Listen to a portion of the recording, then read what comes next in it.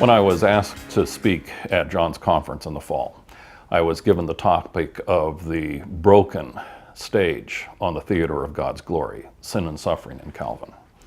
And I started to think about what Calvin can contribute to our understanding of that today, 500 years later. It strikes me that Calvin, by being a kind of realist about the world that we live in fact can offer us a great deal of hope and comfort that many of us in our world, where we tend to turn our eyes away from the hurt and the suffering that is in the world because we don't like to see it, that he could offer us a great deal of hope and comfort by looking at those aspects of the world more clearly and more steadily. He has written a really interesting commentary on Psalm 90, and he mentions in the midst of that that psalm is meant to encourage God's people by making clear that we fall under the common laws that are now part of the world ever since Adam's sin. And that falling under those laws, our lives are going to be painful and brief.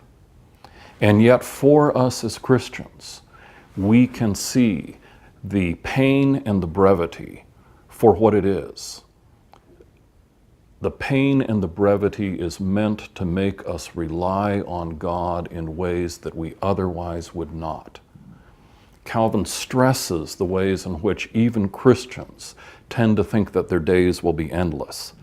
And so when he deals with the Psalm's claim, teach us to number our days that we may know wisdom, he says this is in fact what we need to learn to do by the pain and the suffering we find in the world, and by the fact we'll all be overwhelmed by death.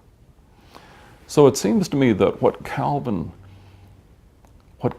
offers us is a realism about the fact that our lives are not meant to be easy.